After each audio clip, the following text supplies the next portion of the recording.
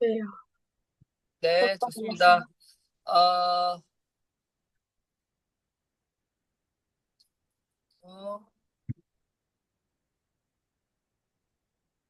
오늘 또 이렇게 참여해 주신 우리 청년들 정말 감사합니다. 우리 다니엘서는 오늘은 요한계시록 13장의 내용을 우리가 같이 좀 살펴보도록 그렇게 하겠습니다.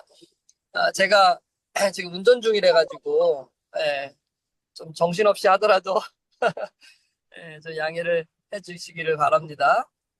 우리 윤서 씨 좀 기도해주고 시작하도록 하겠습니다. 기도하겠습니다. 하늘에 계신 하나님, 오늘도 이렇게 시간을 내서 공부할 수 있는 기회를 주셔서 감사합니다.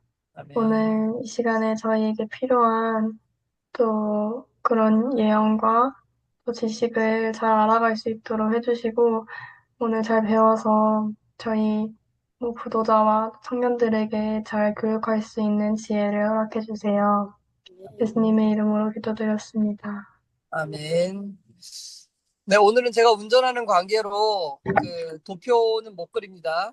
도표는 이제 머릿속에 다 들어와 있죠? 네, 네, 다 들어와 있고. 윤서 씨 지난주에 공부한 영상 혹시 봤어요? 영상을 아직 못 받았어요. 영상 그때 올려주지 않았나요? 못, 못 받았던 것 같아요. 그래요? 올려줬던 것 같은데. 그래. 제가 다시 한번 확인해 볼게요. 어쨌든 지난 시간에 우리가 요한계시록 12장을 그때 공부했었는데, 네. 뭐 나중에라도 그러면 시간 날 때 한번 네, 보기를 바라고요. 오늘은 요한계시록 13장에 대한 말씀을 공부할 텐데, 우리가 그동안 이 다니엘서 2장, 7장, 8장을 쭉 공부를 했잖아요. 그래서 이 2장, 7장, 8장에서 정말 중요한 것 두 가지가 뭐라 그랬죠? 우리가 반드시 이해하고 어, 그 깨달아야 되는 거. 작은 뿔. 작은 뿔과 심판. 맞아요. 작은 풀과 심판 두 가지였죠. 네, 이 두 가지는 정말 중요한 거예요. 잠깐만요. 제 정산 좀 하고요. 신분권을 화살표 방향으로 수입구에 삽입해 주시기 바랍니다. 톡으로 지난주 필기한 거 수입 보내줄게. 확인이 음, 끝이 정상 결제되었습니다. 영수증이 필요하시면 이용해 주셔서 감사합니다.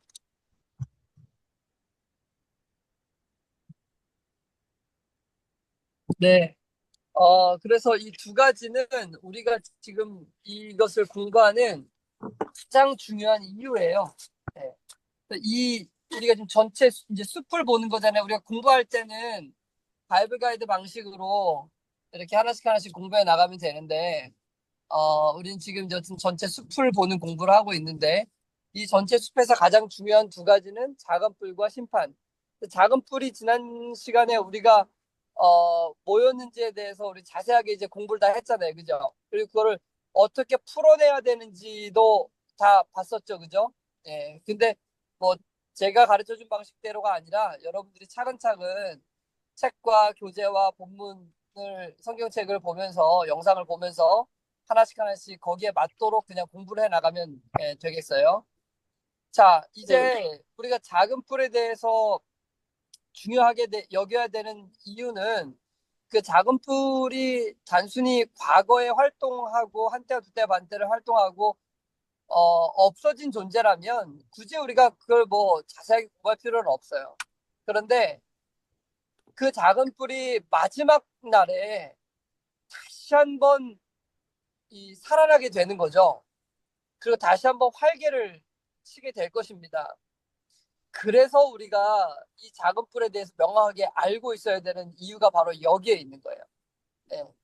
자, 그게 언제 다시 이제 등장하게 되는지를 우리는 요한계시록 13장을 통해서 확인해 볼 수 있게 되는 겁니다. 자, 요한계시록 13장을 펴고요. 1절을 이제 우리 윤서 씨가 읽어 주십시오. 네, 내가 보니 바다에서 한 짐승이 나오는데 뿔이 열이요 머리가 일곱이라. 그 뿔에는 열 왕관이 있고 그 머리들에는 신성모독하는 이름들이 있더라. 네. 자, 지금 윤서 씨, 네. 이게 지금 하울링이 나거든요. 그, 하나를 오디오 연결을 해제해 주셔야 돼요. 그 아이패드도 연결 해제할 수 있어요? 네, 오디오 연결 해제할 수 있어요. 지금 이제 어, 지금, 됐다. 네, 됐어요. 이렇게 하면 돼요. 네, 신기하다. 네. 자, 이러면 이제 소리가 완전히 안 나죠. 네. 네. 자, 지금 읽은 내용이 뭐라고 돼 있죠? 바다에 한 짐승이 나왔는데 네, 뿔이 10개가 있고 네, 머리가 7개가 있는데 네, 그 뿔에는 왕관이 10개가 있고 그 머리 7개에는 신성모독하는 이름들이 있대요. 네. 요한계시록 13장에는 짐승이 2마리가 나와요. 자, 다니엘서 7장에는 짐승 몇 마리 나왔죠? 네 마리. 4마리. 사곰표, 무서운 짐승 기억나죠? 그죠? 네. 네. 그 다음에 다니엘 8장에는 짐승 몇 마리? 두 두 마리. 두 마리. 마리. 양과 염소 두 염소. 마리예요. 그래서 요한계시록 13장에도 짐승이 2마리가 나와요. 예. 네.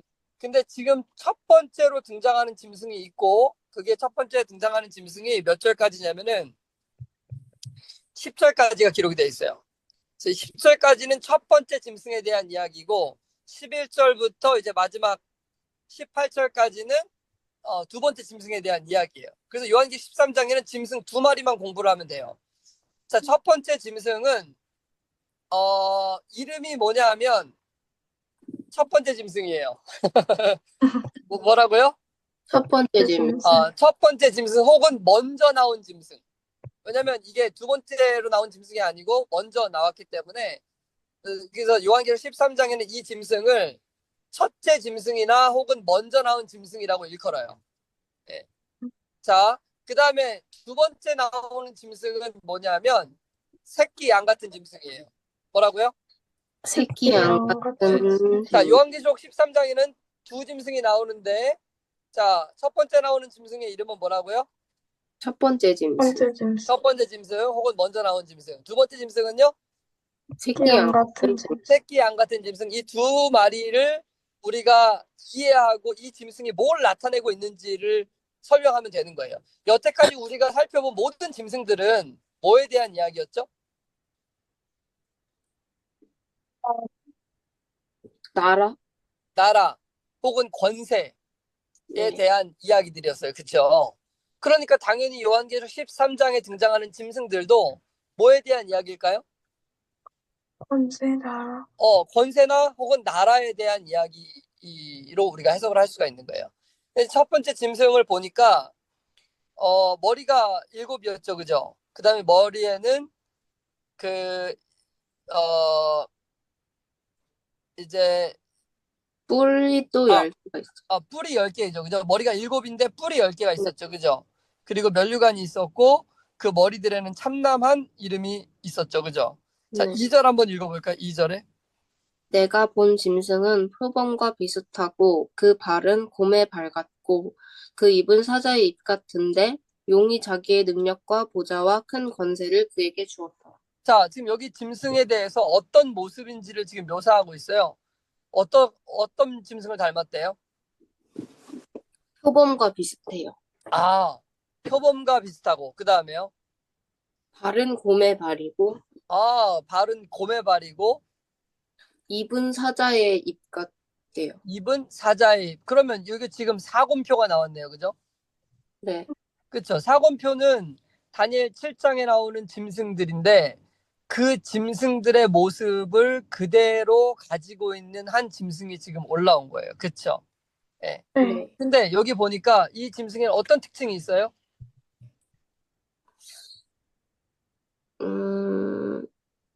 용이 능력과 보좌와 권세를 주었어요. 용이 능력과 보좌와 권세를 준 짐승이 바로 이 짐승이에요. 그러면 용은 누구였죠? 요한계시록 12장에서 우리가 지난번에 공부했죠. 그죠? 12장 7절부터 보면 용은 누가 분명해요? 사단. 사단이 분명하죠. 그러니까 네. 이 짐승은 사단으로부터 모든 권세와 능력과 그 다음에 보좌를 받은 그러한 권세를 지금 이야기하고 있는 거예요. 자, 그럼 이 짐승이 도대체 뭐냐? 이 짐승에 대해서 이제 우리가 살펴볼 수 있는 가장 중요한 특징, 이 짐승의 신원을 밝히기 위해서 가장 중요한 특징은 어디 나오냐면 13장 5절에 나와요. 음, 한번 읽어보세요. 또 짐승이 과장되고 신성모독을 말하는 입을 닫고 또 42달 동안 일할 권세를 받으니라. 자, 여기 보니까 짐승이 뭘 받았어요? 신성모독하는 말하는 입. 신성 모독하는 말하는 입, 큰 입이에요. 그죠? 네. 그리고 얼마 일할 권세를 받았대요? 42달. 42달 일할 권세를 받았대요. 자, 여기 보면은 우리가 그 다니엘 7장으로 한번 가볼래요? 7장 8절이었나? 보면 작은 뿔을 묘사할 때 나온 단어들이 있어요. 한번 봐봐요. 그 다니엘 7장 8절 한번 읽어볼래요? 내가 그 뿔을 유심히 보는 중에 다른 작은 뿔이 그 사이에서 나더니 첫 번째 뿔 중에 셋이 그 앞에서 뿌리까지 뽑혔으며 이 작은 뿔에는 사람의 눈 같은 눈들이 있고 또 입이 있어 큰 말을 하였더라. 자, 입이 있어서 뭘 했대요, 지금요?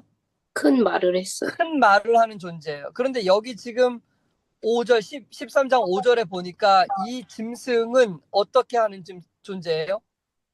신성모독을 말하는 입을 닫고. 근데 이것을 옛날 개역 성경으로 보면 큰 말과 참남된 말하는 입을 받았다 그랬어요. 네. 그러니까 이 존재는 지금 큰 입을 가지고 참남된 말을 하는 신성 모독을 하는 존재. 그러면 이것은 누가 하는 일과 똑같아요, 지금요? 다니엘 7장에 작은 뿔. 작은 뿔이 하는 일과 똑같아요. 그런데 이 짐승이 요한계시록 13장에 나오는 이 짐승이 얼마 동안 일할 권세를 받았대요? 42달. 42달. 그럼 42달은 얼마죠? 한 달을 30일씩 계산하면 1260. 1260년. 그럼 1260년은 또 다른 표현으로 뭐라고 표현하죠? 다니엘 한때, 두때, 7장에 나오는 반때. 표현? 한때, 두때, 반때. 한때, 두때, 반때 기간이잖아요. 그렇죠? 그래서 한때, 두때, 반때 기간이 1260일과 그다음에 42달 이것과 동일한 표현이라는 거 우리 이미 다 살펴봤죠. 그죠? 네. 그러니까 지금 여기 요한계시록 13장 5절에 등장한 이 짐승 짐승의 모습은 달라요. 다니엘 7장에 나오는 그 짐승의 모습들과는 약간 다른 처음 보는 짐승이긴 한데 근데 다니엘 7장에 나오는 그런 모든 나라들의 특성을 다 가지고 있는 짐승이에요. 그 네. 무자비함과 그 페르시아와 그 다음에 바벨론과 그 다음에 그리스의 그 잔혹함이나 이런 것들을 다 가지고 있는 새로 등장하는 권세가 있는데 그 권세가 하는 일을 보니 다니엘 7장에 나오는 작은 뿔이 하는 일과 똑같은 거예요. 그리고 일하는 기간도 똑같은 거예요. 그러면 우리는 이제 뭘 깨달을 수 있어요? 요한계시록 13장에 나오는 이 첫 번째 짐승이 어떤 권세라는 것을 우리는 깨달을 수 있는 거예요?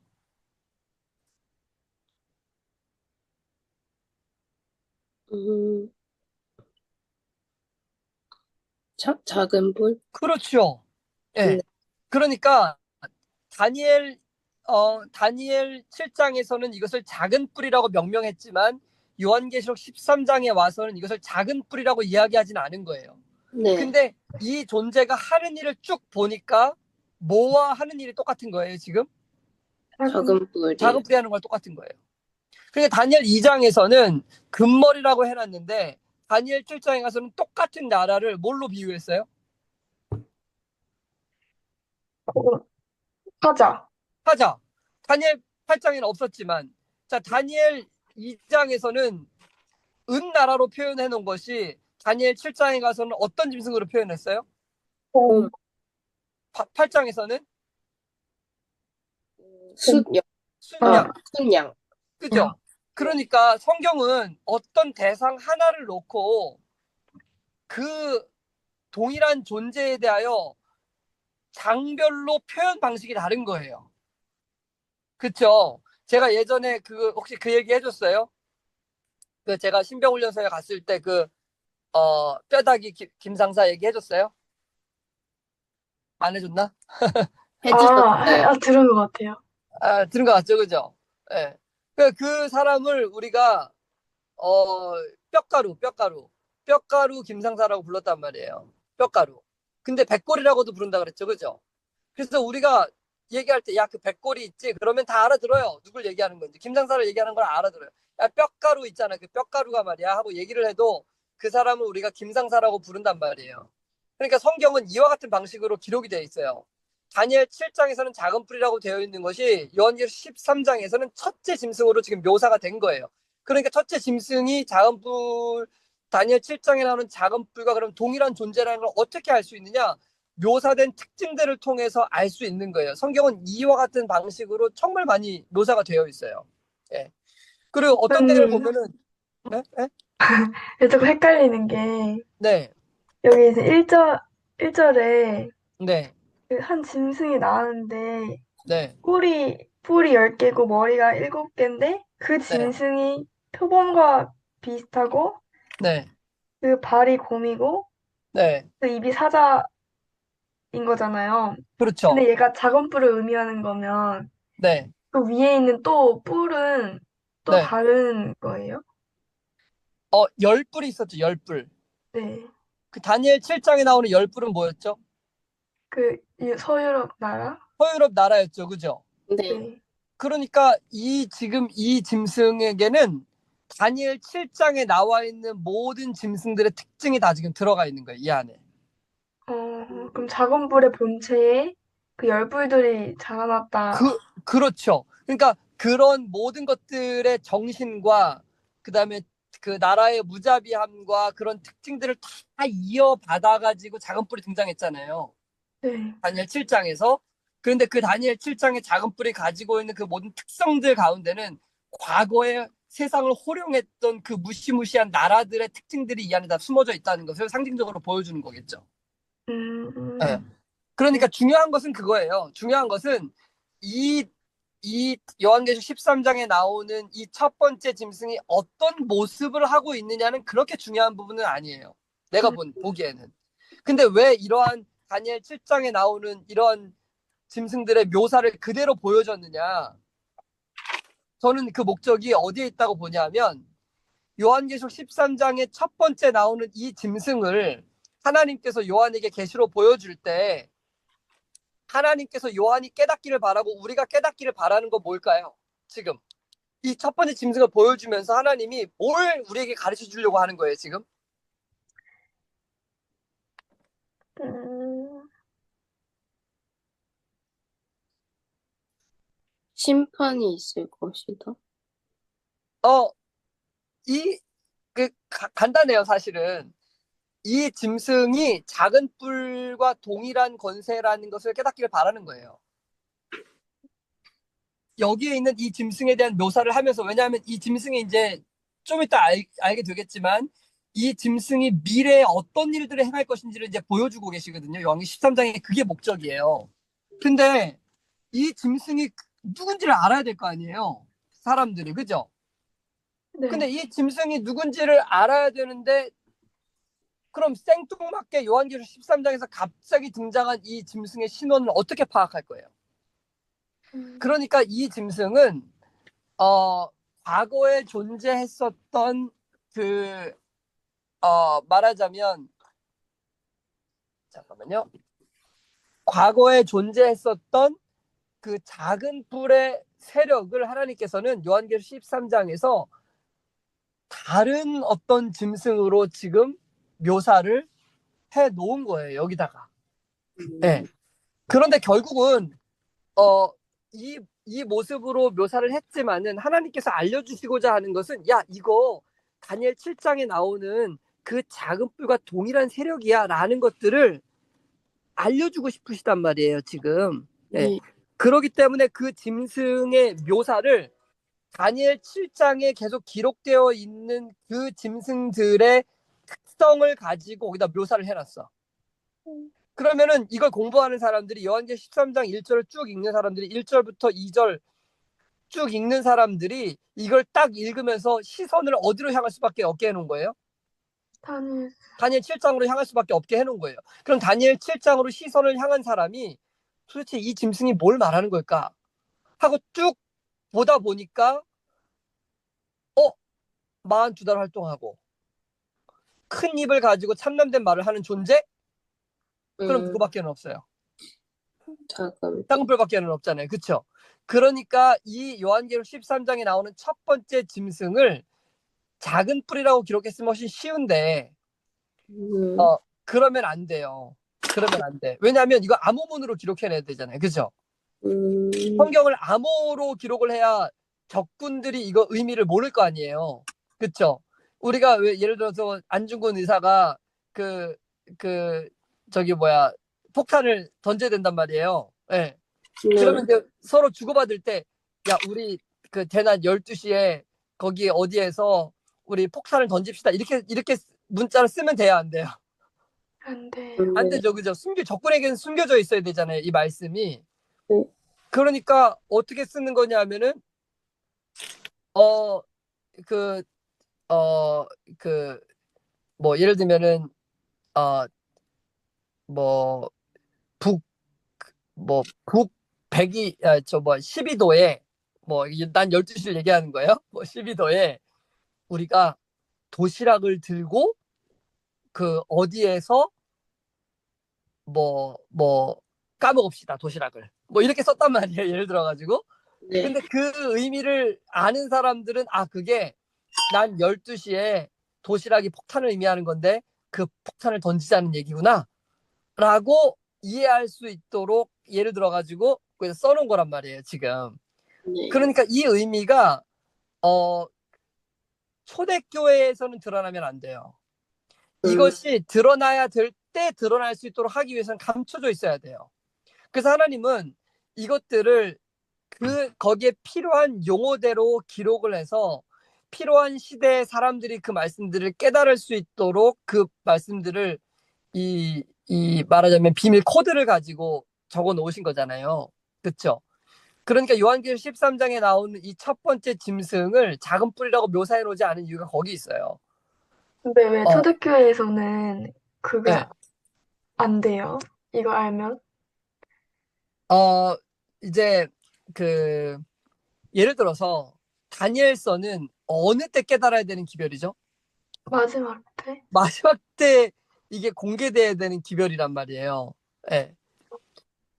다니엘서의 기별 자체가 마지막 때에 1798년에 작은 뿔이 무너진 다음에 그 다음에 이 기별을 사람들이 열어봤을 때 과거에 주신 기별인데 이 기별대로 정확하게 한때 두때 반때 동안에 작은 뿔이 활동했다는 것을 깨닫게 되었을 때 그때 어마어마한 파괴력이 나타나는 거예요. 숨겨져 있던 것이 갑자기 발견되었을 때 항상 있었던 말씀이에요. 그럼 사람들이 그것을 되게 의미심장하게 받아들이지 않아요. 이미 다 알고 있는 말씀이야. 근데 이미 다 알고 있는 말씀을 사람들이 적군들은 이걸 또 왜곡시켜갖고 사람들에게 이해하게끔 만든단 말이에요. 이게 그대로 드러나 있으면 이걸 어떤 방식으로든지 꽈가지고 야, 그거 너희들 그런 이해가 아니야. 이거 다른 이해를 가져가야 돼. 이렇게 이해를 하는 거야. 다 속이잖아요. 왜냐하면 성경 말씀을 주셨는데 그 성경 말씀이 생각해봐요. 그 한때와 두때 반때 기간 동안에 사람들이 그 성경이 분명히 있었는데 불구하고 성경을 올바로 이해했어요? 못했어요? 못했어요. 못했죠. 왜냐하면 적군들이 그 성경의 말씀을 다 왜곡시키고 거기에 있는 분명한 말씀들을 다 깨닫지 못하라고 눈을 가렸거든요. 근데 다니엘서의 말씀은 굳이 가릴 필요가 없어. 왜냐하면 사람들이 어차피 이해하지 못하거든요. 그렇죠? 그러니까 여기 공격을 받지 않았어요. 다니엘서 말씀을. 그런데 다니엘서의 말씀은 언제 필요하냐면 그 작은 뿔이 무너졌을 때 사람들이 이 계시를 그때서야 이해한 다음에 이야 하나님께서 이 모든 과정에 이 전 과정들을 이렇게 정말 치밀하게 예언으로 다 주셨구나 하니까 그때 사람들이 폭발해가지고 재림운동이 일어났잖아요. 그죠? 근데 만약 그 전부터 이것이 공개가 되어 있었던 말씀이라면 이 말씀들이 그렇게 힘을 받기는 어려웠을 수밖에는 없잖아요. 그죠? 네. 그러니까 때때로 그 말씀이 일어나야 되고 깨달아야 되는 시기들이 있는 거예요. 그래서 그 시기까지는 그 말씀을 감춰 놓으신 거예요. 어떤 방식으로? 지금 이 같은 방식으로. 음, 그러니까 요한계시록 13장에 나오는 말씀도 사실은 아주 오랫동안 감춰 놓으신 거죠. 하나님께서.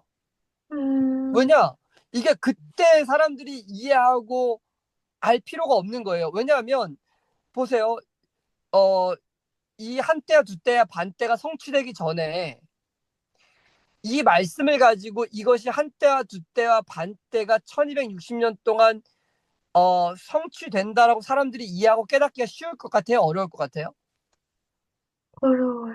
쉽지 않아요. 그러니까 그것이 네. 성취되기 전에, 그러니까 이 예언의 말씀은 대부분의 예언의 말씀은 그것이 성취되기 전에 우리가 깨닫고 준비하는 데 목적이 있는 게 아니고요. 대다수의 예언의 말씀은 그것이 성취되었을 때 이미 그 전에 주신 예언을 깨닫고 믿음을 확신하게 하기 위해서 주신 말씀들이에요.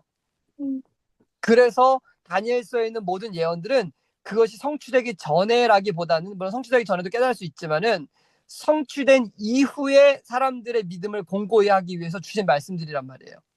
그 시대에. 그런데 다니엘서가 해석되지 않으면, 작은 뿔이 해석되지 않으면 요한계시록 13장은 열릴 수가 없잖아요. 그죠? 네. 그러니까 당연히 이것들이 순차적으로 열릴 수 있도록 하나님께서 계획하셔 놓은 거예요. 마지막 시대에 열려야 되는 기별들이거든요. 이것들이. 음, 좀 이해가 됐어요? 네. 네. 그래서 어쨌든 다니엘서 13장에 나오는 그 계시들은 다니엘서에 있는 모습과는 다른 모습으로 지금 계시가 되어 있어요. 그런 이유와 목적이 있었던 거죠. 그런데 중요한 건 이 다니엘서에 나오는, 요한계시록 13장에 나오는 그 첫째 짐승이 어떤 모습으로 묘사되어 있느냐보다 더 중요한 건 그 13장에 나와 있는 그 짐승이 어떤 일을 하느냐가 중요한 거예요. 왜냐하면 그 어떤 일을 하느냐를 통해서 그 존재가 누군지 우리는 명확히 밝혀낼 수 있거든요. 네. 사실 이 1절부터 2절에 나온 이 내용들은 우리의 시선을 다니엘 7장으로 향하게 해요. 근데 요 구절만을 가지고 이것이 작은 뿔이라고 확신할 수는 없도록 만들었어요. 그렇죠? 네. 근데 이 첫 번째 짐승이 작은 뿔이라고 확신할 수 있는 가장 중요한 근거는 5절에 나오는 거예요. 음, 그렇죠? 그래서 5절을 보고 우리는 일단 42달의 활동의 기간이 가장 강력하죠.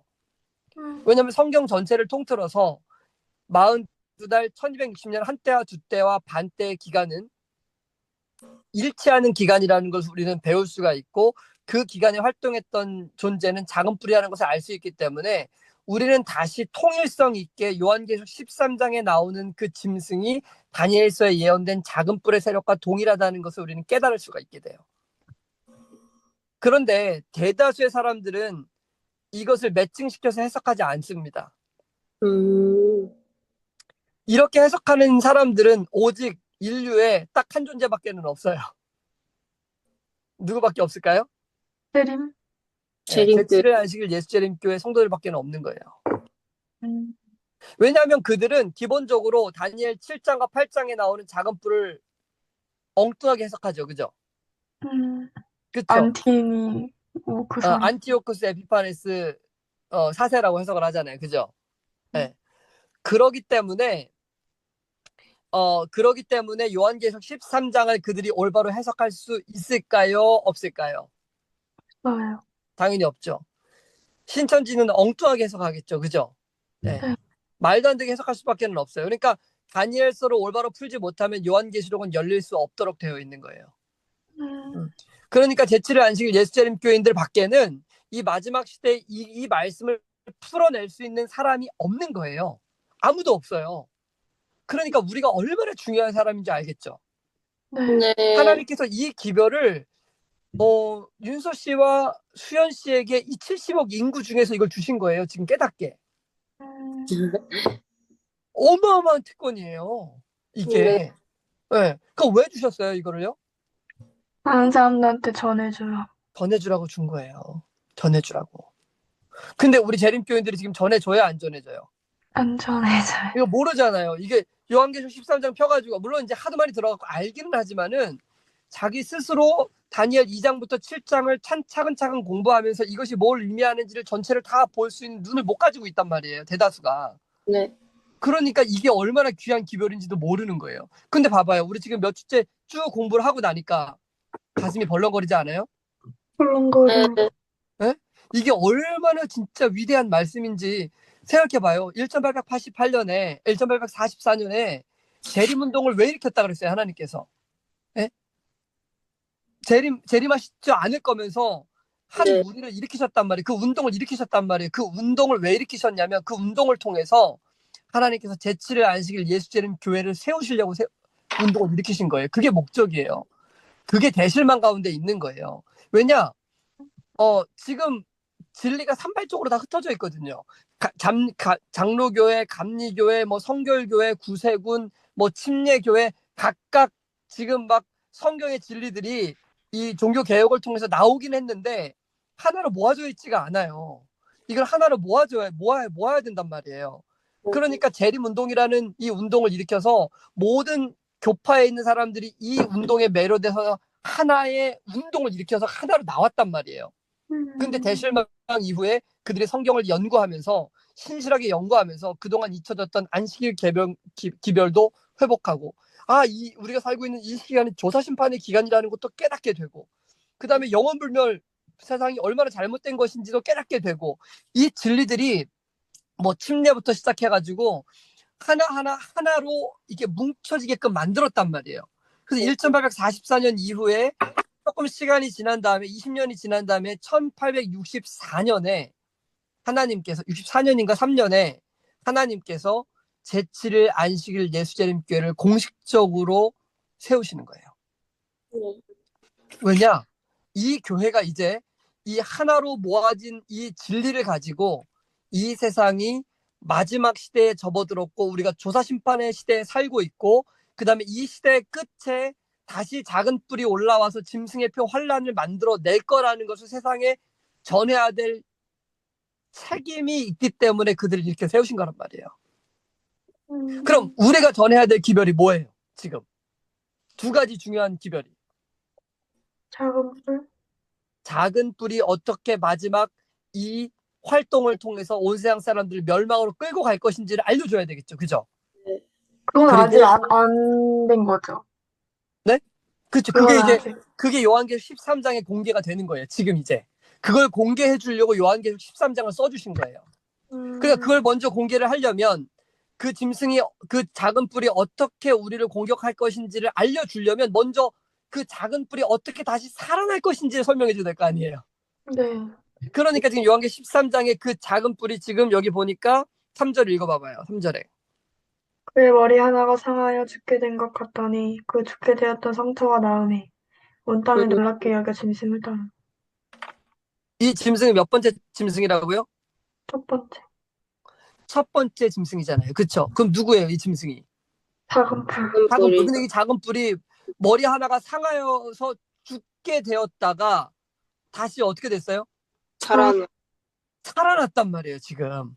네. 그러니까 이게 약간 이제 막 그런 것 같은 거예요, 지금. 이 영화 보다가 우리가 그 괴물을 딱 죽였는데 마지막 영화의 끝에 막 영화 맞춰지려고 그러는데 그 새끼 한 마리가 탁 태어나더니 옆으로 탁 걸어가면서 그 영화가 딱 마치는 그런 장면인 거예요, 지금. 이해가 돼요? 예. 네. 왜 이 장면을 보여주시냐? 왜냐? 지금 이거 다시 살아나가지고 지금 마지막 때 어떤 일을 행할 것인지를 보여주려고 지금 이렇게 지금 끌고 가시는 거예요, 지금 스토리가. 네. 이해가 되죠? 그죠? 그러니까 그럼 이 죽게 되었던 상처를 입었던 존재는 작은 뿔이었잖아요. 언제? 1798년에 피우스 6세가 사로잡혀가지고 1260년에 한때야 두때야 반때 이 온 유럽을 호령했던 이 작은 뿔이 완전히 몰락했단 말이에요. 그때 이후로는 아무도 교황권을 거들떠보지 않아요. 아무도 두려워하지 않습니다. 그 전까지는요, 교황이 파문하면 끝장이에요. 왕들도 모든 국가들도 시민들도 다 교황을 두려워했단 말이에요. 근데 그 프랑스 혁명 때 그 피우스 6세가 옥사하고 난 다음에 그 교황권은 완전히 몰락을 해버렸어요. 유럽에서 아무도 그 교황을 존중하지 않게 돼버린 거예요, 더 이상. 예.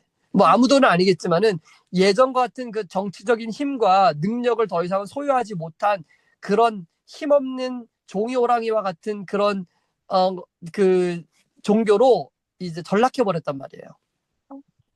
근데 그 종교가 그 법안권이 그 교황권이 다시 소생하게 될 거라고 소생해서 온 땅이 놀랍게 여겨서 그 짐승을 따라갈 거라고 성경은 다시 예언하고 있잖아요. 지금 그죠?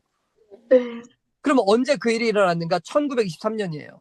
1923년에 그러니까 1798년에 몰락했잖아요. 그죠? 네. 그로부터 약 그러니까 125년 정도가 흐른 다음에 이탈리아의 무솔리니가 이 교황에게 바티칸을 돌려줍니다. 조약을 맺어요. 그 조약 이름이 라테란 조약이에요. 라테란 조약. 그래서 그 조약을 맺으면서 무너졌던 교황권을 다시 세워주는 거예요. 음, 그 바티칸 시국도 다시 돌려주고 그때로부터 이 교황이 가는 곳마다 사람들이 환호하면서 교황을 맞이하기 시작해요. 그럼 교황이 다시 살아나기 살아난 거예요. 시작하는 과정을 이제 밟아가는 거예요. 음, 그러니까 지금 교황이 한국에 온다. 그러면 온 뉴스 미디어가 누구에게 스포트라이트를 지금 해요? 교황. 교황에게. 왜? 이상하지 않아요? 뭐 교황이 뭐 프란치스 교황이 뭐 한국에 온다고 뭐 우리 대총 회장님이 지난번에 동중한 앞에 우리 여기 오셨을 때 온 세계가 막 이상히 여겨가지고 따라요? 아니, 아니죠. 근데 세계 가톨릭 수장이 그 우리나라 방문한다고 해서 그 매스컴이 막 그렇게까지 막 스포트라이트를 비추고 막 할 필요가 있어요? 없어요. 땅이 원포교회 놀랍게 수장이 여기는. 뭐 이런 수장들이 온다고 막 안 그러잖아요. 그죠? 음, 근데 교황은 가는 곳마다 스포트라이트를 받는단 말이에요, 지금. 그게 뭐의 성취예요? 예언. 예. 요한계시록 13장 3절의 성취예요. 온 땅이 놀랍게 여겨 짐승을 따르고. 온 땅이 이상히 여겨 이 짐승을 따르게 되는 거예요. 그럼 상처가 이제 회복되고 있는 거예요. 회복되고 있는 거예요, 지금. 지금은 회복되어 가는 과정이에요. 그러니까 음, 이게 이제 무서운 거예요. 이걸 말해주고 싶은 거예요, 하나님이. 만약에 이 작은 뿔이 과거에만 존재했었던 세력이 끝난 세력이라면 더 이상 얘기할 필요가 없어요. 근데 아니거든요. 이 세력은 죽게 된 것 같지만 죽지는 않았어요. 예. 자, 그러니까 봐봐요. 4절에 용이 짐승에게 권세를 줬죠. 네. 그래서 용에게 경배하는 거예요. 그리고 짐승에게 경배하여 가로되 누가 이 짐승과 같으냐 누가 이로 더불어 싸우리요 사람들이 그렇게 외치는 거예요. 이제 앞으로. 자, 그 다음에 봐봐요. 이제 5절에 우리가 아까 42달 일할 권세를 가졌다 그랬잖아요. 이게 첫 번째 특징이었고 그 다음에 이 작은 뿔이 정말 여기 첫 번째 짐승이 교환권이 맞냐 하는 것은 이제부터 나오는 특징들은 우리에게 확신을 시켜줘요. 이 첫 번째 짐승의 교황이 맞다는 것을. 자, 7절 한번 읽어볼게요. 7절. 또 권세를 받아 성도들과 싸워 이기게 되고 잠깐. 자, 첫 번째 나온 특징이 뭐예요, 지금? 권세를 받았어요. 권세를 받아. 이거 어떤 특징이었어요? 성도들을 핍박하는 거. 네. 아마, 다니엘 7장에서 작은 뿔의 특징 4가지가 있었죠. 네. 기억합니까? 뭐, 하나님을 대적하는, 대적하고 성도를 핍박하고 때와 법을 변개하고 바꾸고, 한 때와 두 때와 반 때를 활동하고. 보내고. 근데 지금 한 때와 두 때와 반 때 활동하는 것은 지금 여기 5절에 얘기했잖아요. 그죠? 네. 근데 7절에 또 다른 특징을 얘기했는데 성도들과 싸워 이긴대요. 성도를 핍박하는 거죠. 그죠? 네. 그리고 각 족속과 백성과 방언과 나라를 다스리는 권세를 받았단 말이에요. 그쵸? 네. 그 다음에 6절 봐봐요. 6절에 짐승이 입을 벌려 하나님을 회방하네요. 하나님은 뭐 하는 거예요, 지금요? 대적. 대적하는 거잖아요. 그래서 하나님을 대적하고 성도를 핍박하고 한때와 두 때를 활동하는 이 존재는 누구예요, 도대체? 작은 뿔이 오해 여지 없이 작은 뿔이라는 것을 명확하게 요한계시록 13장은 우리에게 보여주는 거예요. 지금. 네. 소름 돋죠? 네. 네. 그래서 이제 이 성도들과 싸워 이기게 되고 자, 각 족속과 백성과 방언과 나라를 다스리는 뭘 받는다고요? 권세, 권세를 받죠. 자, 이 예언에 따르면 이제 앞으로 온 세상을 다스릴 권세를 받는 자가 누구예요? 작은 뿔, 작은 뿔이에요. 이 비밀을 사람들은 모릅니다. 왜냐? 교황을 선한 그리스도인의 대리인으로 봐요. 네. 그리고 너무나 아름답고 너무나 정말 어려운 사람들, 가난한 사람들을 위로하고 그들을 돕는 사람의 모습으로 지금 등장해 있단 말이에요. 네. 근데 이런 사람이 하나님을 대적하고 성도를 핍박하는 그런 무시무시한 일을 행할 거라고 생각이 들겠어요, 사람들이요? 못해요. 안 들죠. 근데 중세시대 때 그 피비린내 나는 역사를 다 자행한 사람들은 누구예요? 교황, 교황권이죠. 그들은 그 당시에도 이런 모습으로 있었을 거예요. 음, 근데 그 모든 일을 다 자행했잖아요. 그죠? 음, 그러니까 겉은 정말 천사와 같은 모습이지만은 그러나 이러한 일들을 자행했다는 것을 우리는 이 역사를 통해서 지금 다 접하고 있는 거예요. 그러니까 이 역사를 아는 사람들은 이 다니엘 7장과 8장과 요한계 13장의 말씀을 알면 여기 속아 넘어가지 않아요. 음. 근데 이걸 모르면 사람들 다 속아 넘어가게끔 되어 있어요. 그래서 하나님께서는 이 마지막 기별을 우리 제출의 안식 예수님 교회에 주셔서 이것을 목소리 높여서 외쳐서 사람들을 그 잘못된 종교들에서 꺼내내오라고 지금 외치고 있는 거예요. 네. 그 우리가 자고 있으면 안 되겠죠. 그죠? 네. 네. 자, 그래서 이제 여기만 하고 우리 마칩시다. 누구든지 귀가 있거든 뭐 하라고요? 그를 지하다. 네. 자, 그 10절 한번 읽어보세요. 사로잡힌 자는 사로잡혀 갈 것이요. 칼에 죽은 자는 마땅히 칼에 죽을 것이니 성도들의 인내와 믿음이 여기 있느니라. 네. 자, 어떤 일이 벌어진대요, 앞으로요? 칼에 죽을 점, 사로잡히고 죽어요. 네. 사로잡히는 자는 사로잡히고 칼에 죽임을 당하는 자는 앞으로 죽게 될 거예요. 네. 그게 우리의 운명이에요. 네. 네. 근데 그걸 두려워하면 안 되겠죠. 그죠? 그러니까 이 마지막 때에 이 진리의 편에 선다는 것은 자기의 목숨과 생명을 내어놓는다는 뜻이에요. 우리가 지금 평화로운 시대에는 이런 시절이 안 올 것처럼 보이지만 예언은 분명하게 그 시대를 지금 예언하고 있는 거예요. 그러면 어떤 사람이 마지막 편에 하나님 편에 설 수 있겠어요? 이거 알고 있는 사람, 알고 있고 하나 더 인내와 믿음. 목숨을 내놓은 사람들. 음. 그러면 나는 목숨을 못 내놓겠다. 그런 사람들은 누구 편에 설 것 같아? 하나님 편에 설 것 같아? 짐승 편에 설 것 같아요? 짐승. 짐승 편에 서는 거예요. 이거는 이거 뭐 두말할 여지가 없어요. 자기 목숨을 내놓지 않을 사람들은 짐승의 편에 다 가담하게 되는 거예요. 네. 근데 이 표준은 한 번도 바뀐 적이 없어요. 사실은. 왜냐하면 생각해보세요. 한때, 두때, 반때 동안에 정말 신실하게 하나님을 따랐던 사람들은 목숨 건 사람들이었어요. 다. 네. 그러니까 그냥 목숨 걸지 않고 자신의 생명을 내어줄 정도 아닌데 예수님 믿는다고 하는 사람들은 결과적으로는 다 짐승을 경배하게 되는 거예요. 나중에. 그러니까 이 신앙이라는 것이 뭐 대충 뭐 이렇게 해가지고 구원받고 그러는 게 아니에요. 네. 예수 그리스도의 십자가를 깨닫는 사람들. 그분이 나를 위하여 생명을 주셨고 그분이 나를 위하여 채찍에 맞으셨고 가시면 휴가를 쓰셨고 나를 구원하시기 위하여 자신의 목숨을 내어주셨다는 것을 깨닫는 사람들은 그 은혜 안에서 자신의 생명까지도 귀한 것으로 여기지 않고 하나님께 드릴 수 있는 믿음 가운데로 자라나게 돼요. 지금은 좀 부족해도 우리는 매일매일 그 믿음 가운데 자라고 있는 거예요. 그래서 마지막 이 환란이 닥쳤을 때 이 사람들은 아낌없이 자신의 피로써 자신의 믿음을 인치는 거예요. 네. 그게 구원받는 사람들이고 그게 이 마지막 시대에 복음을 전할 사람들로 준비되는 거예요. 네. 바로 윤서 씨와 수연 씨가 그리고 제가 이런 사람들이 되어야 되겠죠. 그죠? 너무 두렵고 떨려요, 사실은. 이거 생각만 해도 정말 무섭죠. 그죠? 무서워요. 네, 무서워요. 그래서 우리가 대충 신앙을 하면 안 돼요. 그래서 우리는 예수 그리스도를 바라보고 우리를 위하여 십자가를 지신 그 의미가 무엇인지 그래서 나를 위해서 정말로 나를 구원하여 주셨다는 이 확신과 믿음 가운데 굳게 서 있어야 돼요. 이 믿음이 없이는 그 어느 누구도 마지막 때의 진리의 편에 서질 못해요. 네. 그럼 자기 목숨이 더 귀한데 어떻게 서겠어요? 네. 음. 그러니까 내 목숨보다 예수님을 더 사랑해야 돼요.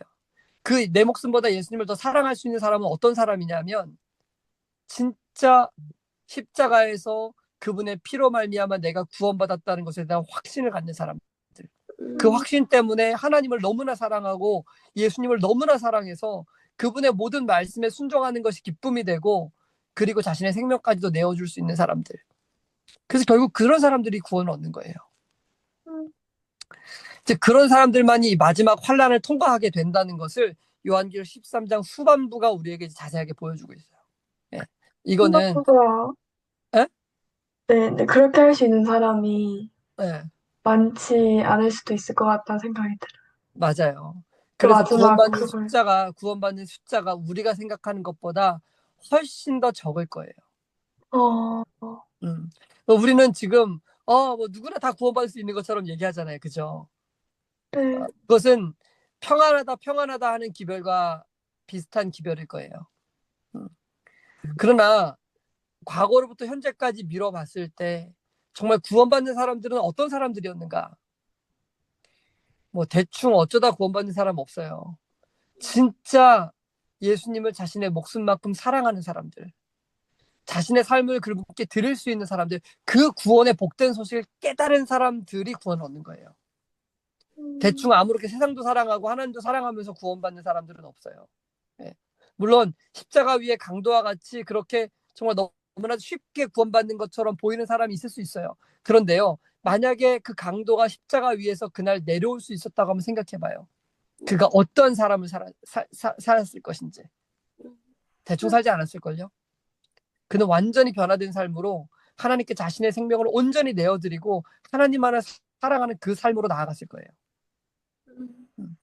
구원이라는 것은 그런 거예요.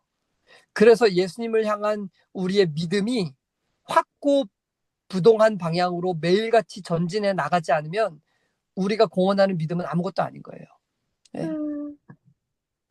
그래서 자, 우리가 이제 정리를 하면서 여러분, 이 마지막 시대에 하나님께서 이 놀라운 기별들을 우리에게 주셨어요.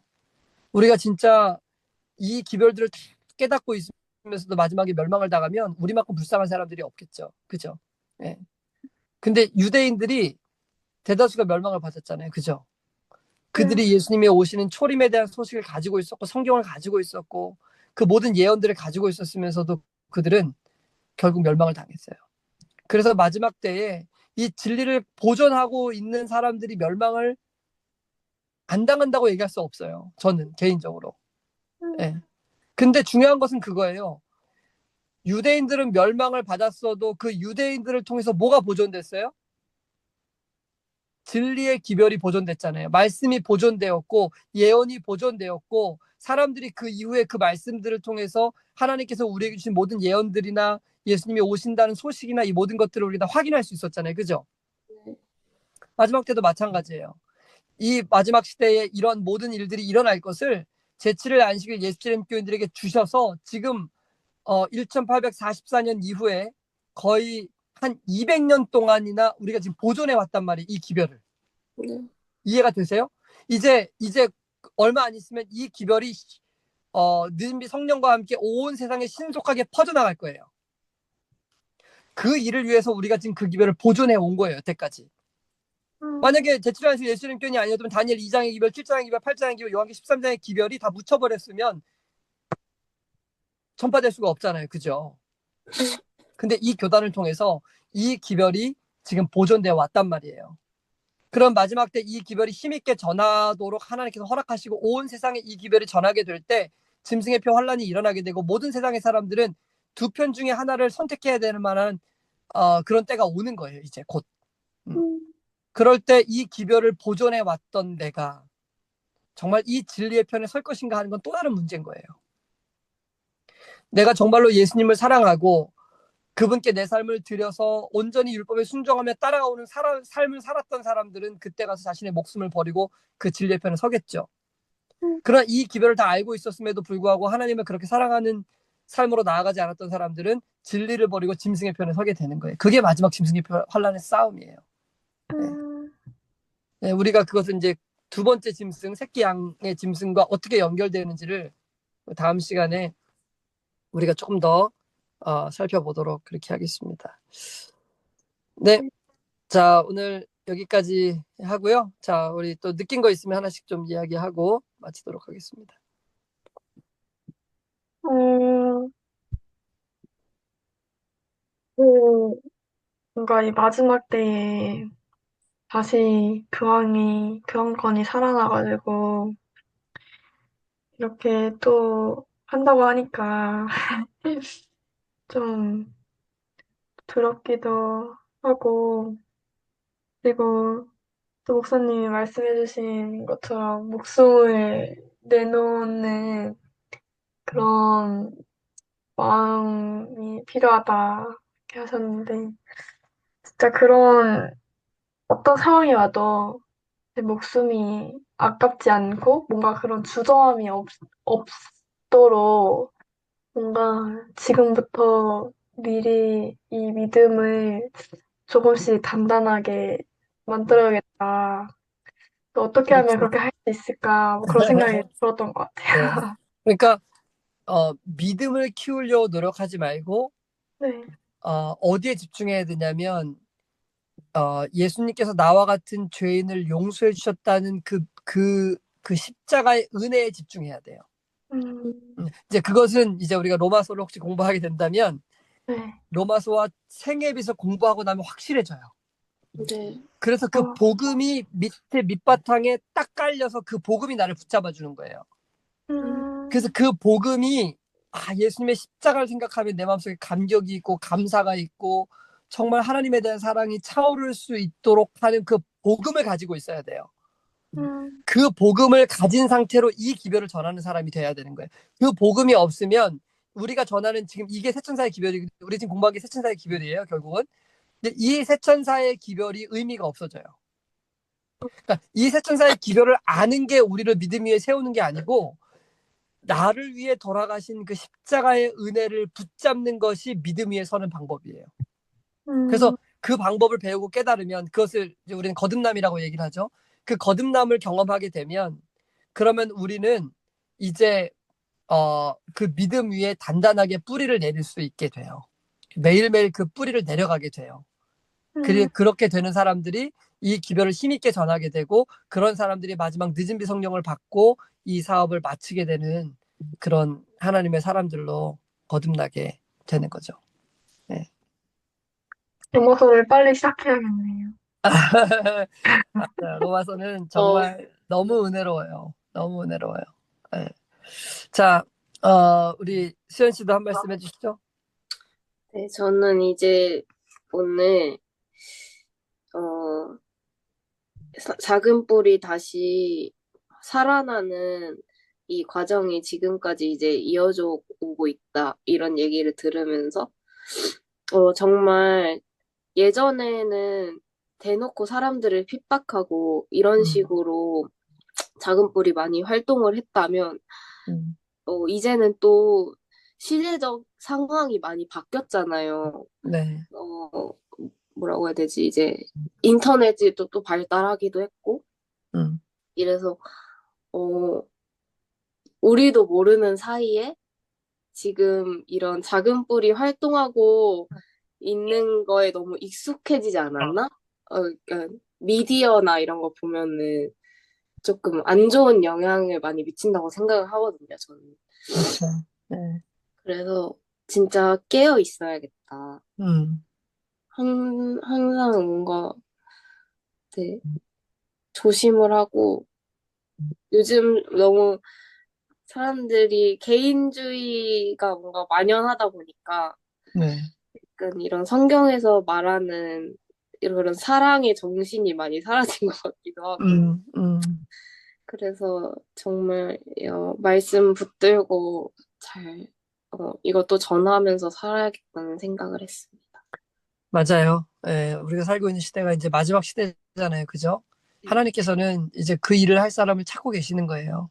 네, 우리가 너무 잠자고 있었어요. 오랫동안. 예, 이제는 사실 이게 우리의 정체성이란 말이에요. 이 기별을 전하는 것이 우리의 정체성이에요. 요한계시록 13장의 말씀을 전하는 것이 제7일 안식일 예수님께서 세우신 목적이에요. 근데 네, 봐봐요.